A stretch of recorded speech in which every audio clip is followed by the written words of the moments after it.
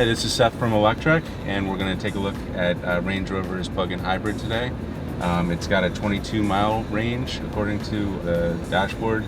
The battery is full. We're in EV mode down here. You can see that, and it shows the little line there to tell us that we're in EV mode. So we're going to put it into drive.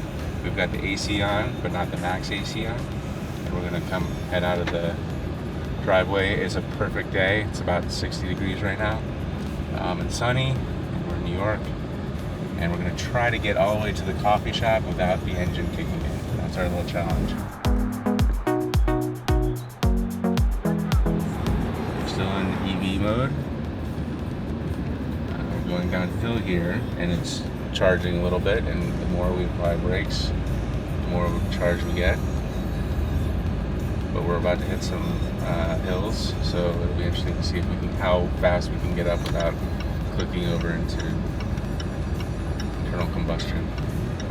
Overall, the car is pretty impressive, both inside and out. It's a great looking car.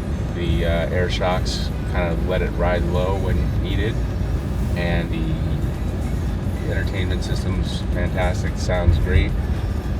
All right, so now we're hitting the hill, and you can see we're getting close to the dreaded eco ending button there, and we're trying to stay at 30 here. Oh, we clicked over.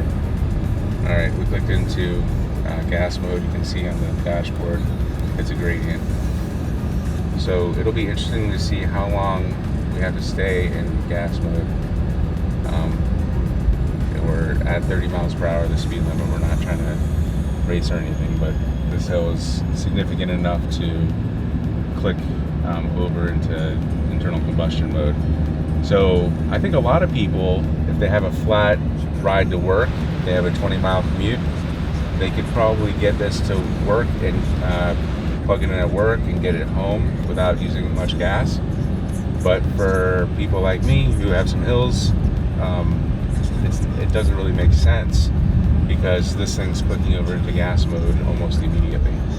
And that's if you want to ride in pure EV fashion. This car will save a lot of gas just by regenerating brakes. For instance, we're about to go down a hill. I noticed when we were in gasoline mode and I was going downhill, it would just downshift, and the regen was very small, if at all. So it's kind of a game to keep it in EV mode all the time. So hopefully we'll stay in EV mode the whole way down the hill. Oh no, we just powered on. Like the gas powered on for no reason there. I was actually braking and the gas came on. That's annoying. And it's funny because this exact thing happens in the Prius. So maybe they use some similarly bad technology. So we're now in gas mode, and this should be an opportunity for us to regenerate a lot of electricity. But instead, we're going way down a hill. I'm braking, but instead of generating tons of electricity, it's just downshifting and putting some wear on the gas motor rather than generating electricity. That's frustrating. So just to clarify, we were not accelerating, actually braking, and the internal combustion engine turned on, and then it was on as we went down a hill, and we're braking, and it didn't click back on, and we're in EV mode. So that's not optimal, to say the least.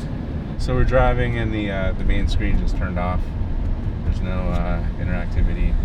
Can't do any radio stuff. Obviously it doesn't affect our driving at all, but that's not good. We don't have any Android Auto or CarPlay plugged in, and it's just off.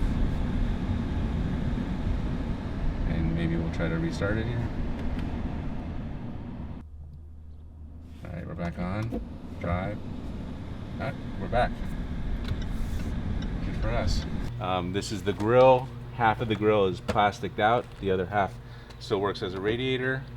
You pull it open with this nondescript plug, and then it's not immediately obvious how this opens, but you push this, and that's where you put in the J1772 adapter. Plug it in, you hear that little zap, and then you get the green lights telling you that it's charging. And then once it's fully charged, you'll see green. If it's initializing or something's wrong, you'll see a white dot or white jumping, and you'll know it's charging when the fans come on. And it's quite loud for a inverter for something this size. Like we have the Prius over there charging, and you don't hear anything. So this is kind of interesting that they have such a loud inverter going right now. Okay, so you come back to the thing, and theoretically you're mostly charged, and you try to pull it out, and you can't, even though the door's open. So you say, why can't I pull it out? And the answer is, I don't know. You need to unlock the unlock car, and then that tells this that you're ready to pull it out, and then you pull it out like normal.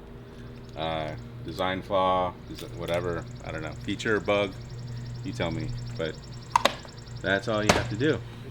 You have an automatic door, as most Land Rovers do, and in the back you'll notice that there's plenty of room, but the floor is raised a little bit, and there's no third row seat, and that's because you'll see here in a second, there's quite a large battery in here, and we'll pull out the styrofoam.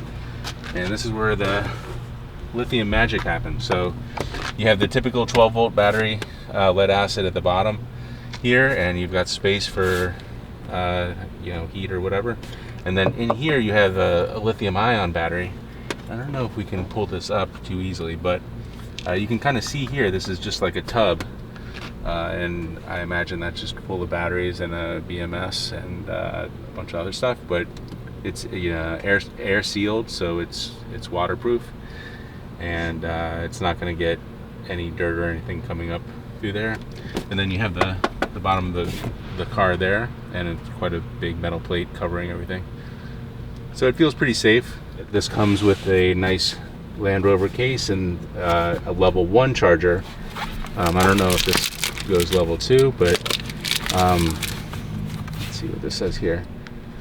Jaguar Land Rover, 1.2 kilowatt, 120 volts. So yeah, level 1, and that'll get you charged up every night. On level 2, which we have plugged in now, it takes about 3 hours to charge. I imagine about 8 hours will give you the full 22 miles, which is quite a bit of power for this very heavy vehicle to go 22 miles.